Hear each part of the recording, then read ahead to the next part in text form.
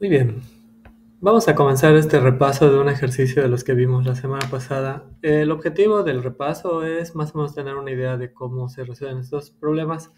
En nuestra sesión que tuvimos la semana pasada se vio que realmente sabes cómo hacerlo. Lo más importante en este caso sería ver formas alternativas de resolver el problema. Número uno, por el planteamiento y número dos, por la forma de escribir la respuesta. Escogí este ejercicio porque de todos los que revisamos es el que me pareció que tiene más diferencias entre cómo lo resolví yo y cómo lo resolviste. Entonces me gustaría que aprendas una forma alternativa y que la puedas comparar. También así podemos aprender trucos para trabajar en la Olimpiada. ¿De qué trata? Vamos a hacer el número 2. Hay números de tres cifras, ejemplo 743, 826 y 404, en donde una de las cifras es igual a la suma de las otras dos. Pregunta, ¿cuántos números tienen esta propiedad? Y aquí tenemos una observación. Un número de tres cifras no puede comenzar con cero. En esa observación es importante porque este va a ser un problema de combinatoria. ¿Cómo lo vamos a resolver? Pues vamos a considerar los siguientes casos. Aquí antes de leer lo que está en el documento, lo que me gustaría es hacer notar lo siguiente. En realidad, si miras mi cuaderno, no es así como lo escribí, lo cual es perfectamente normal. En matemáticas es muy común que siempre le digo a mis estudiantes, las demostraciones de los teoremas o de cualquier afirmación son procesos de dos pasos. Primeramente, uno tiene que pensarle cómo lo va a resolver y eso normalmente incluye hacer ejemplos, si se trata de un problema de números, hacer algunos casos particulares. Si se trata de un problema de geometría, lo que vamos a hacer es algunos trazos que nos puedan ayudar o que nos puedan inspirar a cómo resolver el problema. Y al final del día lo que va a resultar es que ya vamos a tener un mapa conceptual, una idea más clara de qué es lo que queremos hacer para lograr la demostración. Ya que tenemos ese paso listo, vamos a la parte de cómo lo vamos a escribir. Y eso, lo que siempre recomiendo yo es que intentes ser lo más ordenado y claro posible en la forma de articular tu respuesta. Acá lo que dice de vamos a considerar los siguientes casos. Realmente yo no llegué así a los casos. Creo que empecé por el caso que dice número 3, en el que ningún dígito está repetido porque al menos en mi lógica era lo más genérico. Ya a partir de allá me fui hacia los casos más particulares. Realmente el último que resolví es el primero que estoy escribiendo, el número 1, si el número tiene un cero. Pero decidí cambiar el orden a la hora de escribir la demostración porque el número 1 es un caso muy breve. Entonces, mi idea fue escribirlo rápidamente para poder continuar con el otro caso, que es el caso más, podemos decirle, rico en matemáticas o en patrones. Entonces, al final, a la hora de escribirlo, cambió de lo que yo ya tengo en el cuaderno. Entonces, eso es algo que comúnmente hacemos los matemáticos, pero a no ser que hayas estado en un aula con una persona que haya estudiado matemáticas, normalmente no es algo que viene en los libros. Entonces, esa es la observación. Ahora, ¿cómo le vamos a hacer? Como comentábamos, hay tres casos. Caso número uno, si el número tiene un cero. Caso número dos, si no tiene un cero, pero tiene dos números repetidos. Esos son los casos más particulares. Y el que podríamos llamar el caso más genérico es el caso número 3, que ningún dígito, perdón, del número está repetido. Entonces, vamos a ver. Para el caso número 1, tenemos la siguiente afirmación. La afirmación es que hay 18 posibilidades. Estas posibilidades las podemos contar. Sabemos que los números no pueden empezar en cero porque no lo dice el problema.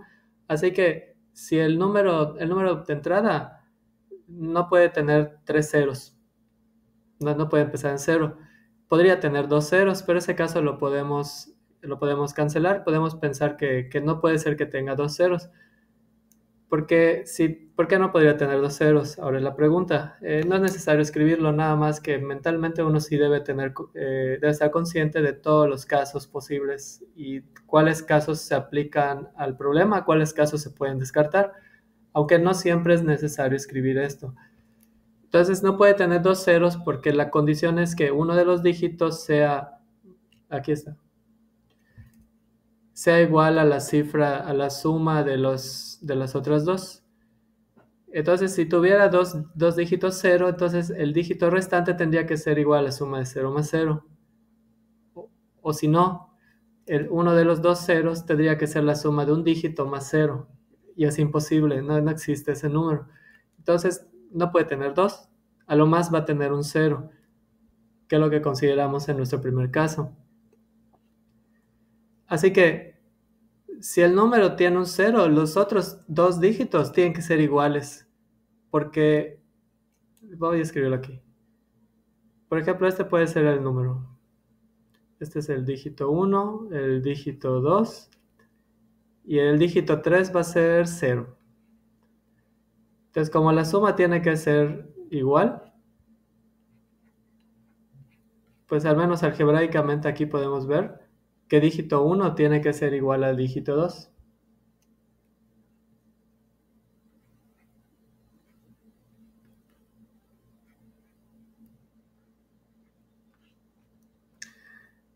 Así que los dígitos están repetidos y ahora es muy fácil contarlos.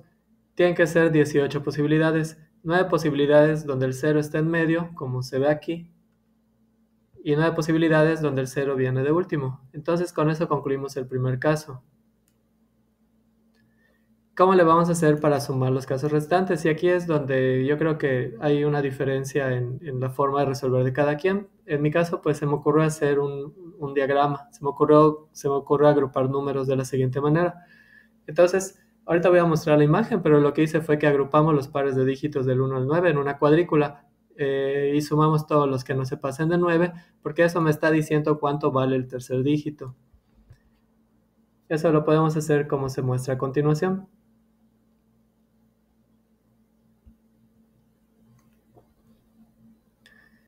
Para no escribir todo, porque pues sería demasiado para el problema, simplemente me limité a escribir los números que sean, cuya suma nos diera un dígito. O sea, por ejemplo, el 1 con el 9 no tenía mucho sentido que yo lo escriba porque me da 10 y se pasa, ¿no? Solo quiero saber cuáles tercias de dígitos cumplen con las condiciones que estoy buscando, que uno de los dígitos sea la suma de los otros dos. Y aquí, y aquí pasa lo siguiente. Vamos a ver.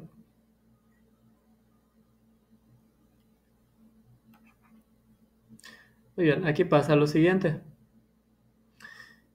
Si dos de los dígitos están repetidos, tengo estos cuatro casos que están resaltados de amarillo. Por ejemplo, el 1 con el 1 me va a dar 2, el 2 con el 2 4, el 3 con el 3 6 y el 4 con el 4 8. Eso es lo que pasa cuando los dígitos están repetidos. Entonces tengo una combinación en la cual tengo dos dígitos iguales, por ejemplo así, y un dígito diferente, digamos X. Entonces, en el caso de que dos dígitos se encuentren sean iguales, de cuántas maneras puedo contar? Pues como combinaciones, es decir, si no importara el orden, tendría yo cuatro maneras diferentes. El 1 con el 1, el 2 con el 2, el 3 con el 3 y el 4 con el 4. Sin embargo, el orden puede ser cualquiera. Y acá lo que vamos a hacer es recordar la fórmula de permutaciones con repetición.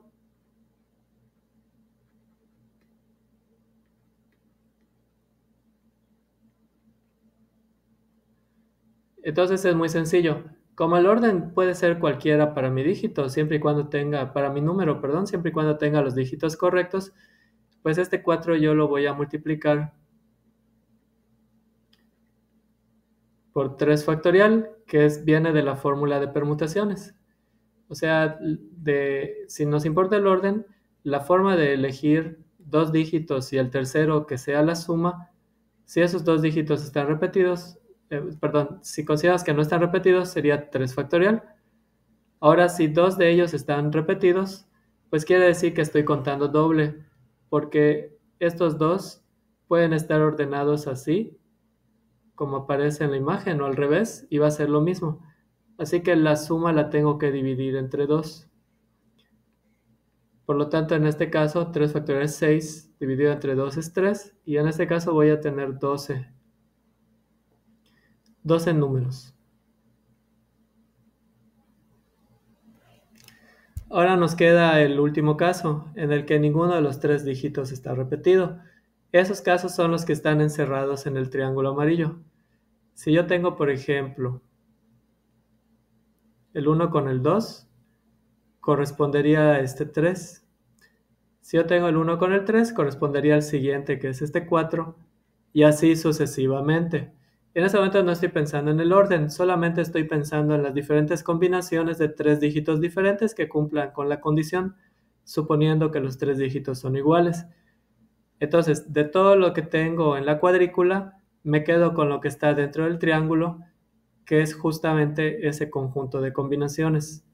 Entonces, dentro del triángulo va a resultar que tengo, si los contamos, en la primera fila hay 1, 2, 3, 4, 5, 6, 7. Acá hay 7 números. En la segunda fila hay 1, 2, 3, 4, 5. En la siguiente fila hay 3. Y en la última hay 1. Entonces, si nosotros sumamos todo esto, al final nos va a dar 16. Entonces tengo 16 posibilidades, 16 combinaciones de 3 dígitos diferentes que cumplen con la condición del problema. Pero como representan un número y como los 3 dígitos son diferentes, pueden venir en cualquier orden. Entonces, para saber de cuántas maneras totales tengo lo que estoy buscando, pues lo voy a multiplicar por 3 factorial.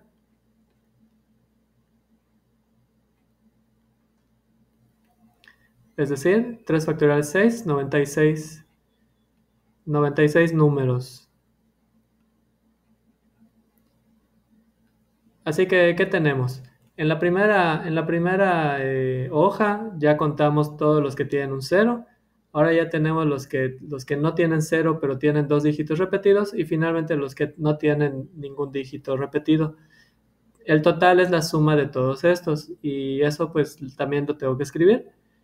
Entonces lo que se ve que acabo de hacer es, digamos, mi razonamiento. Cómo voy contando y cómo voy sabiendo cuál va a ser el resultado. Pero si el problema o el ejercicio del examen tiene que ver con escribir tu respuesta, ayuda mucho a hacerlo de la siguiente manera. Aquí esta es una breve explicación de todo lo que acabamos de decir, que en este caso lo dijimos con palabras. Pero como siempre comento, a la hora del examen, pues uno no puede estar ahí para que el que lo va a evaluar sepa o se dé cuenta que entendiste tú el problema. Entonces lo que tienes que hacer es escribirlo. Una posible manera es como se ve en pantalla. ¿Cuáles son las partes importantes de todo lo que acabamos de decir? Como el orden no es importante y como queremos contar dígitos, solamente llenamos las combinaciones relevantes. Esa es la primera observación.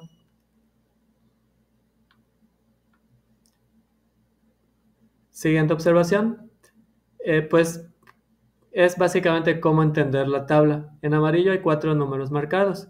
Corresponden a las combinaciones donde 2 dígitos son iguales. Finalmente, en el triángulo rojo hay 16 números encerrados que corresponden a las combinaciones donde los 3 dígitos no se repiten. Muy bien, eso es como la descripción de la tabla. Y finalmente, con esa descripción, podemos dar una prueba de la siguiente manera.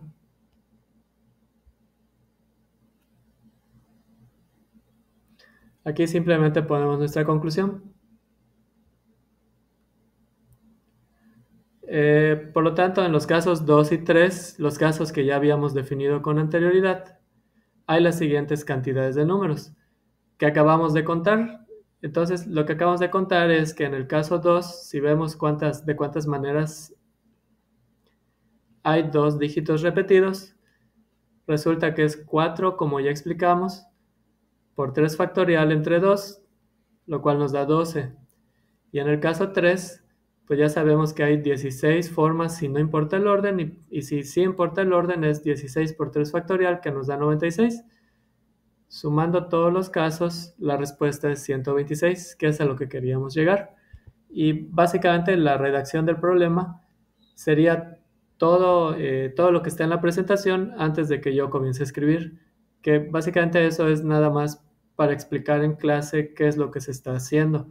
pero a la hora de escribirlo, pues es suficiente con el resumen de las partes más importantes.